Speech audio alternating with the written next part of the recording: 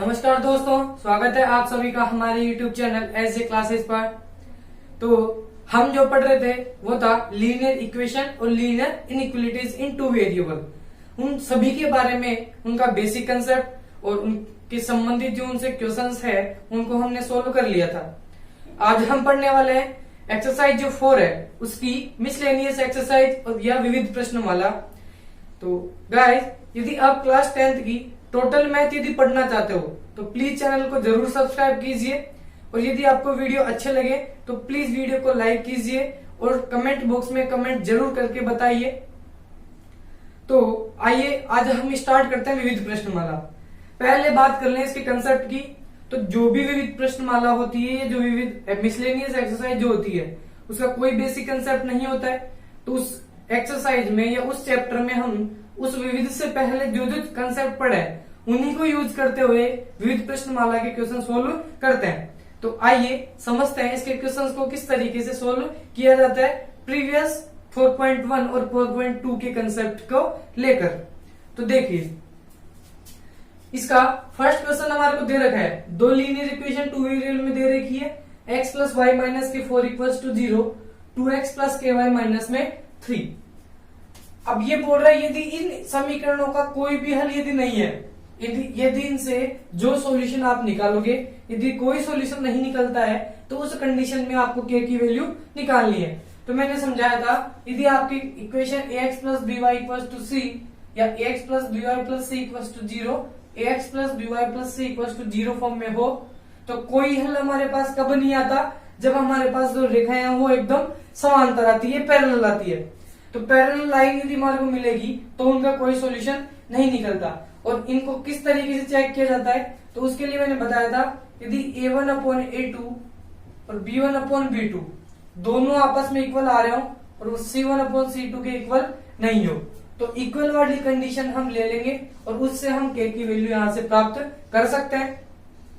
तो a1 और a2 होते थे x के कोफिशिएंट, यहाँ x का कोफिशिएंट आ रहा है 1, a2 दूसरी वाली इक्वेशन में x का कोफिशिएंट 2, b1 और b2 y के कोफिशिएंट ऊपर 1 आ रहा है और नीचे k आ रहा है, और नॉट इक्वल में c1 अपॉन c2 जो आ रहा है माइनस के 4 अपॉन माइनस में 3, माइनस से माइनस कैंसिल हो गया। तो हमारे को केवल k की वैल्यू निकालनी थी, तो इस कंडीशन से हमारे को कोई मतलब नहीं है। तो हम इन दोनों की हेल्प से भी k की वैल्यू निकाल सकते हैं। जो क्रॉस मल्टीप्लाई किया तो k एक उससे मल्टीप्लाई किया तो k और 2 बन जा 2, तो k की वैल्यू यहां से निकल के आ गई k इक्वल्स टू 2। तो यदि यहाँ पर आप k इक्वल्स टू 2 लोगे तब भी इसका जो सॉल्यूशन होगा वो कोई भी इसका सॉल्यूशन नहीं आएगा, वरना हर एक कंडीशन में इसका कोई ना कोई सॉल्यूशन प्राप्त होता है। इसी तरीके से सेकंड क्वेश्चन यहाँ बता रखा है कि इन दोनों समीकरणों का यदि हल अनंत हो, मतलब इसके इन्फिनिटिव सॉल्यूशन निकले। तो मैंने बताया था इन्फिनिटिव सॉल्यूशन हमारे तभी निकलते हैं जब दोनों रेखाएं एक दूसरे के संपाती आती है। तो संपाती रेखाओं के लिए जो कंडीशन थी वो होती है, यदि a1 अपॉन a2 बराबर है b1 अपॉन b2 के और ये इक्वल आ रहा है c1 अपॉन c2 के, तो तीनों अनुपात यदि बराबर आ जाते हैं तो उस कंडीशन में हमारी रेखाएं संपाती प्राप्त होती है। a1 अपॉन a2 मतलब 3 अपॉन में k x के गुणांकों का अनुपात, b1 अपॉन b2 y के गुणांकों का अनुपात माइनस के 2 अपॉन प्लस के 5, c1 अपॉन c2 यहाँ कुछ भी नहीं है तो आप 0 अपॉन 0 या इसको नहीं भी लो तो भी ठीक है, क्योंकि हमारे को केवल k की वैल्यू निकालनी है। तो इन दोनों अनुपातों से ही k की वैल्यू प्राप्त हो जाएगी। तो k को यदि माइनस के 2 से मल्टीप्लाई करते हैं तो माइनस का 2k, और 3 को यदि 5 से मल्टीप्लाई करते हैं तो 5 मल्टीप्लाई बाय 3, माइनस का 2k इक्वल्स टू ये बन जाता है 15। k की वैल्यू यदि यहां से निकालनी है तो 15 इसका इसमें डिवाइड हो जाएगा, तो इसको लिख सकते हो माइनस के 15 अपॉन में 2। तो यहां से k की वैल्यू प्राप्त हो रही है माइनस के 15 अपॉन 2। थर्ड क्वेश्चन देखिए, ये बता रखा है इन दोनों का सॉल्यूशन यदि अद्वितीय हो, यूनिक सॉल्यूशन यदि प्राप्त हो रहा है, तो यूनिक सॉल्यूशन हमारे पास प्रतिच्छेदी रेखाओं के लिए होता था जब दो लाइन एक दूसरे को इंटरसेक्ट करती थी, और इस पर्टिकुलर पॉइंट पर ही इसका सॉल्यूशन निकलता है। इसको हम अद्वितीय सॉल्यूशन बोलते हैं, अद्वितीय हल बोलते हैं। तो ये कैसे निकलता है, यदि a1 upon a2 not equal आ रहा हो b1 अपॉन b2 के, शुरू के दोनों अनुपात ही यदि इक्वल नहीं आ रहे हो तो आपको तीसरा वाला अनुपात लेने की जरूरत नहीं है। तब हम बता देते हैं कि इनका जो सॉल्यूशन आएगा वो अद्वितीय निकल के आता है। तो A1/A2 means K/6 not equals to B1/B2 आ रहा है -K1 y का कोफिशिएंट, नीचे y का कोफिशिएंट आ रहा है -K2, माइनस से माइनस कैंसिल तो K/6 नॉट इक्वल्स टू 1/2। यदि 6 को इस 1 से यदि मल्टीप्लाई करें तो K नॉट इक्वल्स टू 6/2। 2 से मैंने इसको मल्टीप्लाई नहीं किया क्योंकि वापस इसको डिवाइड में भेजना पड़ता, तो 2 इधर ही रहने दो, K को इधर 6 को इधर भेज दिया, 2 1 जा 2 2 3 जा 6, तो K की वैल्यू आ रही है 3K नॉट इक्वल। तो यदि K की वैल्यू आप 3 के बराबर यहां पर नहीं लोगे, तो 3 के बराबर नहीं लेना मतलब 4 5 6 -1 -2 -3 0 1 2 कुछ भी ले सकते हो, लेकिन 3 नहीं लेना। 3 लोगे तो इसका सॉल्यूशन अद्वितीय यहां से नहीं मिलेगा। 3 के अलावा यदि और कुछ वैल्यू यहां पर लोगे तो हमेशा इसका जो सॉल्यूशन आएगा वो अद्वितीय सॉल्यूशन निकलता है। तो देखिए हमारे पास यहाँ क्वेश्चन नंबर 4 और 5 दे रखा है। पहले 4 को देखते हैं। यहाँ दो असमीकरण दे रखी है, x ग्रेटर देन इक्वल 0 और y ग्रेटर देन इक्वल 0। तो x की वैल्यू 0 से बड़ी होनी चाहिए और y की वैल्यू भी 0 से बड़ी होनी चाहिए। इस कंडीशन में आपको बताना है असमीकरण क्या चीज व्यक्त करती है। तो इन असमीकरणों को तो हम डायरेक्ट देख के नहीं बता सकते, तो इनका यदि हम ग्राफ ड्रॉ करते हैं तो पहले इसको इक्वेशन में चेंज करते हैं, तो ये ग्रेटर देन ये x इक्वल टू 0 बनता है, तो यहाँ से y इक्वल टू 0 बनता है। तो x की वैल्यू भी 0 आ रही है और y की वैल्यू भी 0 आ रही है। तो जब हम इनका ग्राफ ड्रॉ करेंगे तो x की वैल्यू 0 और y की वैल्यू 0 इसी पॉइंट पर मिलती है, जिसको हम बोलते हैं ओरिजिन पॉइंट, मूल बिंदु। तो ये किस चीज को व्यक्त करता है, ये बिंदु x अक्ष और y अक्ष दोनों अक्षों की इसकी वैल्यू यहां से प्राप्त हो रही है। तो x ग्रेटर देन इक्वल 0, ये तो एक इस पॉइंट की बात होगी। अब यदि इस असमीकरण के बारे में बात करें तो x की वैल्यू इस तरीके से होनी चाहिए, 0 से हमेशा बड़ी है 0 के बराबर। तो 0 से बड़ी और 0 के बराबर ये वैल्यू होगी, y की वैल्यू 0 से बड़ी और 0 के बराबर ये वाली वैल्यू यहां से प्राप्त होगी। तो इसको हम x एक्सिस बोलते हैं, ये होता है हमारे पास y एक्सिस। तो x ग्रेटर देन इक्वल 0 और y ग्रेटर देन इक्वल 0, ये हमारे पास x अक्ष और y अक्ष दोनों को यहां से व्यक्त करता है। तो यहां से जो इसका ऑप्शन है सी ऑप्शन आ जाएगा, x axis and y axis.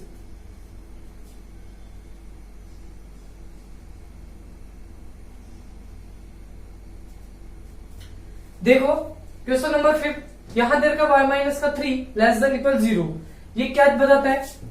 तो ये जो है समीकरण है, पहले इसको समीकरण में यदि हम बदले तो y माइनस का 3 ये बन जाएगा इक्वल में 0, 3 यदि उधर जाएगा तो y इक्वल यहां से निकल के आ गया 3।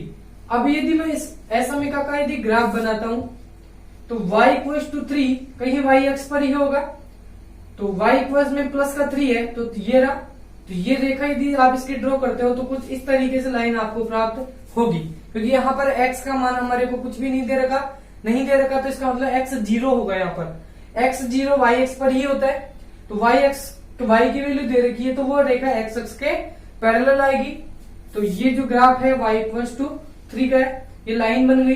लेकिन यहाँ बताना था y माइनस का 3 लेस देन इक्वल 0, तो y की ऐसी वैल्यू जो 0 से छोटी आ रही है y माइनस 3। तो यहाँ पर इसका ग्राफ नहीं बताना, केवल ये बताना था कि ये जो चीज है ये क्या व्यक्त कर रही है।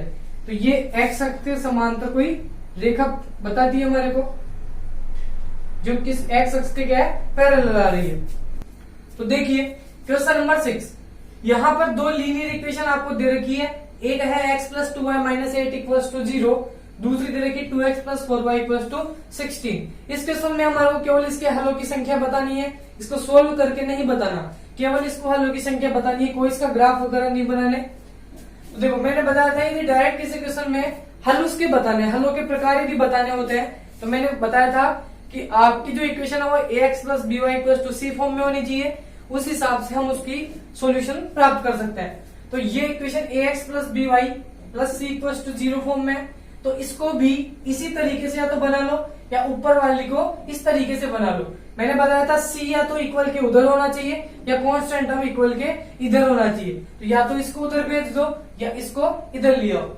तो मैं यहां से इसको यदि ऐसा लिखूं x प्लस 2y, 8 को यदि उधर ले जाता हूं तो ये प्लस का 8 बन जाएगा, और ये बनता है 2x प्लस के 4y इक्वल में 16।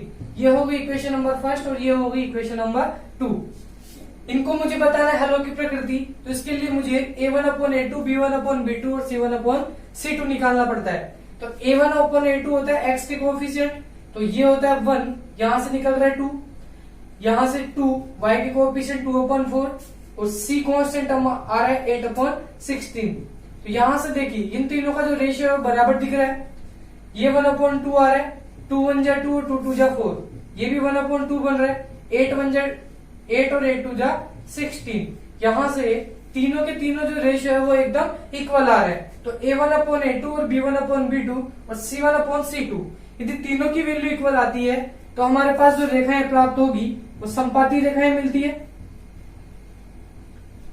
संपाती रेखाएं प्राप्त होती है और संपाती रेखाओं की जो सॉल्यूशन मिलते हैं वो इन्फिनिटिव सॉल्यूशन हमारे को प्राप्त होंगे। तो यहां हलों की जो संख्या होगी वो होगी अनंत। क्वेश्चन नंबर 7, यहां पर दो लीनियर इक्वेशन आपको दे रखी है, एक दे रखी है 2x + 3y = 7, दूसरी दे रखी है a + b of x + 2a - b of y = 21। इन दोनों से हमारे को ये बताना है यदि इन दोनों का सॉल्यूशन इन्फिनिटिव सॉल्यूशन हो, इन अनंत यदि इनके हल हमारे को प्राप्त हो रहे हैं, तो इसके लिए हमारे को a और b की वैल्यू यहां से प्राप्त करनी है। तो पहले तो अनंत हल हमारे पास कब प्राप्त होंगे, पहले उस कंडीशन को लेके देखते हैं। तो यदि हमारे पास अनंत हल हो तो a1/a2 और b1/b2, तीसरा है c1/c2, इन तीनों का जो रेशियो है वो इक्वल होना चाहिए, तभी सॉल्यूशन हमारे पास जो प्राप्त होता है वो इन्फिनिटिव सॉल्यूशन यहां से मिलेगा। अब a1/a2 होते हैं x के कोएफिशिएंट का रेशियो, तो x के कोएफिशिएंट आ रहे हैं 2 और a + b, तो ऊपर से तो ले लेंगे 2, नीचे से ले लेंगे a + का b। b1/b2 मतलब y के कोएफिशिएंट का रेशियो 3/2a - का b इक्वल c1/c2 दे रखा है 7/21। मैंने बताया था c जो होगा वो या तो इक्वल के दूसरी तरफ ले लो या इक्वल के एक तरफ हो जाना चाहिए, लेकिन दोनों वैल्यू एक तरफ ही होनी चाहिए, या तो LHS की तरफ या RHS की तरफ। यहाँ दोनों RHS की तरफ है। तो देखिए इसका रेशियो, इनका रेशियो और इसका रेशियो बराबर है, क्योंकि हमारे को क्वेश्चन में बता रखा है कि इन दोनों का जो सॉल्यूशन है वो इन्फिनिटिव सॉल्यूशन मिलेगा। अब इनको हमारे को सोल्व करके a की और b की वैल्यू यहां से प्राप्त करनी है। देखो इसका अनुपात और इसका अनुपात दोनों हमारे पास 7/21 के बराबर है, तो मैं इसको इसके बराबर कर सकता हूं और इसको एक बार इसके बराबर कर सकता हूं। तो यदि 2/a + b ये यदि 7/21 के इक्वल है तो हम इसको अब सोल्व करते हैं। तो देखो ये यहां से कैंसिल हो सकता है 7/7, 7 1 जा 7 और 7 3 जा 21, तो ये बन गया 2/a + का b इक्वल 1/3। इसको क्रॉस मल्टीप्लाई यदि करें तो a + b को 1 से मल्टीप्लाई करते हैं तो a + b और 3 2 जा 6। तो ये आपके पास एक इक्वेशन बन चुकी है, इसको नाम दे दिया इक्वेशन नंबर 3। अब देखिए पुनः एक और कंडीशन यदि यहां से लें, तो यदि इसको मैं इसके इक्वल करता हूं तो 3/2a - का b इक्वल आएगा 7/21। इनको कैंसिल आउट कर दी करते हैं तो 7 1 जा 7 और 7 3 जा 21। तो इक्वेशन हमारे पास बनती है तो 3/2a - का b इक्वल आता है 1/3। यहां बन जाता है 3।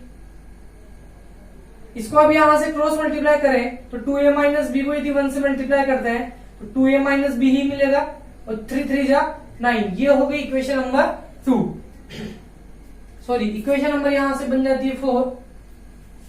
अब इक्वेशन 3 और 4 दोनों हमारे पास लीनियर इक्वेशन बन गई 2 वेरिएबल्स के फॉर्म में, और यहाँ जो इक्वेशन है ये a और b की फॉर्म में बन रही है, तो यहां से हम a का और b का मान प्राप्त कर सकते हैं। अब इनको सॉल्व करने के 4 तरीके मैंने बताए थे। एक बताया था विलोपन विधि, दूसरी प्रतिस्थापन, तीसरी वज्र गुणन और चौथी हमारे पास ग्राफी विधि होती है जो लेंथी होती है। मैं इन दोनों को एलिमिनेशन मेथड से सोल्व कर देता हूं विलोपन विधि से। तो देखो यहां से इक्वेशन 3 और 4 को यदि ले तो 3 दे रखी a + b इक्वल में 6 और 4 दे रखी है 2a - का b इक्वल्स टू 9। इन दोनों को यदि ऐड करें तो ये अपोजिट साइन वाले हमारे को क्या करना होता है, विलोपन में किसी भी एक चर को वहां से एलिमिनेट करना पड़ता है, गायब करना पड़ता है। तो ये प्लस और माइनस इनको जब जोड़ देंगे तो ये गायब हो जाएंगे, मतलब हट जाएंगे। तो इक्वेशन नंबर ये बनती है 3 और ये रही 4। दोनों को यदि हम जोड़े तो a और 2a दोनों मिलके बन जाता है 3a। इस b में यदि इस b को जोड़ेंगे तो ये 0 बन जाएगा, और 9 और 6 दोनों मिलके बनता है 15।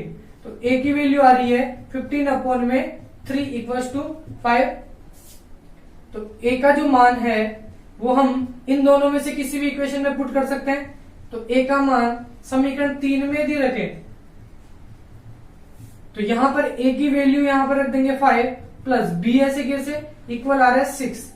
b की वैल्यू यदि यहां से निकालेंगे तो 5 उधर चला जाएगा, तो b यहां से प्राप्त हो गया 1। तो a की वैल्यू तो आ रही है 5 और b की वैल्यू आपके पास प्राप्त हो रही है 1, और यही हमारे को इस क्वेश्चन में ज्ञात करना था। a और b की वैल्यू यदि हम यहाँ पुट करते हैं तो आप देखना इनका जो रेशियो जब आप निकालोगे तो ये तीनों जो अनुपात है यहाँ से बराबर आ जाते हैं। क्वेश्चन नंबर 8 आपको दिखा रखा है कि mode x less than equal होना चाहिए 3 के। तो मोड x यदि आप लेस देन इक्वल 3 लेते हो तो ये जो क्वेश्चन था ये मैंने 4.2 जो एक्सरसाइज है उसका जो सेकंड क्वेश्चन है उसका फर्स्ट पार्ट आपको एज इट इज ऐसा कैसा ही दे रखा है। तो आप इस क्वेश्चन का जो सॉल्यूशन है वहां से पढ़ सकते हो। मैंने इसका लिंक नीचे डिस्क्रिप्शन में दे रखा है, एक्सरसाइज 4.2 और क्वेश्चन नंबर सेकंड उसका फर्स्ट पार्ट।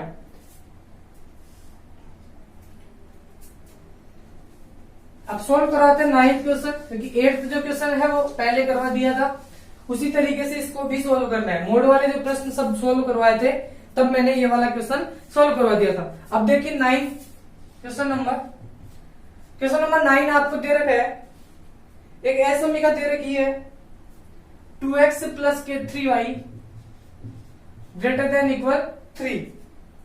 इस असमीका के हल समुच्चय को हमारे को छायांकित करना है। तो ये कोई असमीका थी, इसको हम नाम दे देते हैं असमीका फर्स्ट। मैंने असमीका को सॉल्व करना सिखाया था कि जो असमीका आपको पहले दे रखी होती है उसको पहले हम समीकरण के रूप में चेंज करते हैं, उसके बाद ही उसका सॉल्यूशन प्राप्त करते हैं। तो इसका ग्राफ देखिए कैसे बनाएंगे। तो यदि इसको हम सोल्व करें तो पहले इसको समीकरण में बदलना होगा, और समीकरण में तब बदलेगा जब इसकी जगह हमारे पास बराबर का चिन्ह आ जाता है। तो 2x प्लस 3y इक्वल आपके पास बन जाएगा 3। अब इसको देखते हुए हमारे को इसका ड्रॉ करना है ग्राफ। तो 2x इसे 3y को यदि मैं उधर ले जाता हूं तो 3 माइनस के 3y, यहां से एक चर x की वैल्यू दिए निकाले तो 3 माइनस के 3y अपॉन में 2। तो पहले इसकी टेबल में तैयार करता हूं, उसी के बाद इसका सॉल्यूशन निकालते हैं।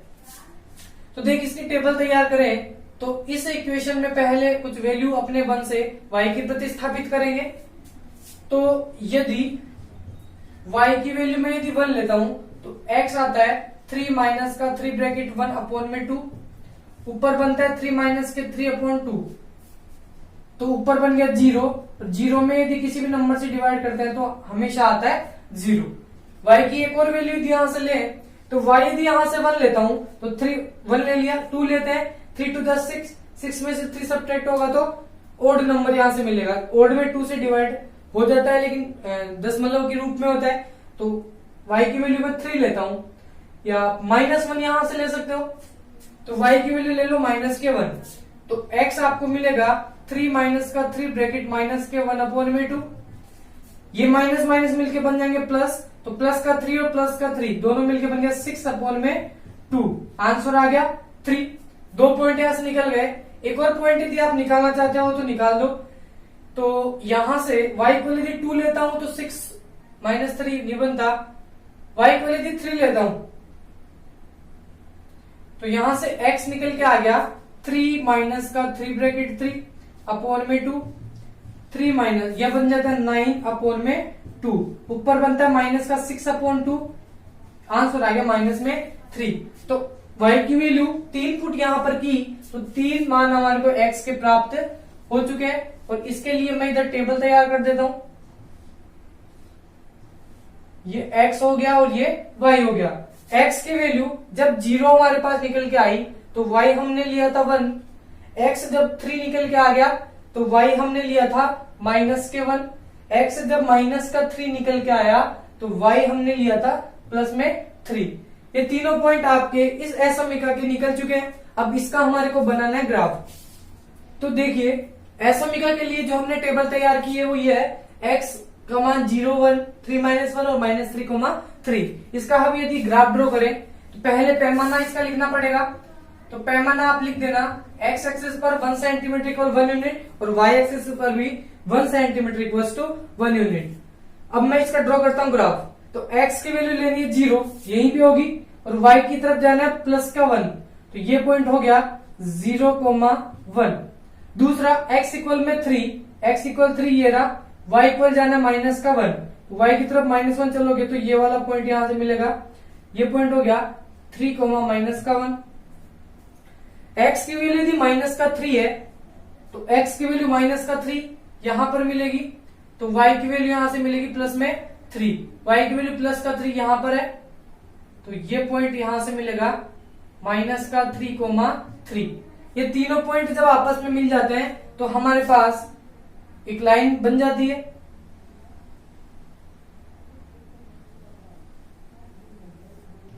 तो इस तरीके से इन तीनों बिंदुओं, इसको A नाम दे दिया, इसको B दे दिया और इसको C दे दिया, ABC को जब मिलाया तो एक लाइन का निर्माण हो गया।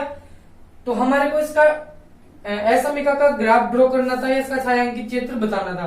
तो ये तो हमारे पास एक समीकरण 2x + 3y इक्वल में 3, उसका ग्राफ बन चुका है, एक रेखा बन चुकी है। अब इसी के हेल्प से हमारे को असमिका का ग्राफ बनाना है। तो असमिका आपको दे रखी है 2x + 3y ≥ 3। तो हमारे को एक ऐसा बिंदु यहां पर पुट करके देखना है, तो वो बिंदु ये बताता है कि वो इसके हल क्षेत्र में शामिल होता है या नहीं होता। यदि वो बिंदु इसके क्षेत्र में शामिल होगा तो उधर की तरफ का एरिया इसमें आ जाएगा। तो ये लाइन यदि मूल बिंदु से नहीं जाती तो हम जनरली मूल बिंदु ही उस असमिका के लिए चेक कर लेते हैं। तो इस असमिका में यदि मैं x इक्वल 0 और y इक्वल यदि 0 पुट करूं तो ये पद भी बन जाएगा 0, ये भी बन जाएगा 0। तो 0 ≥ 3 यहां से प्राप्त हो रहा है यदि मैंने इसमें 0,0 पुट किया। तो मूल बिंदु यदि इसमें पुट किया तो हमारे पास नंबर आ रहा है 0 ≥ 3। तो यहां से देखिए कि क्या 0 जो होता है वो 3 से बड़ा होता है या नहीं होता।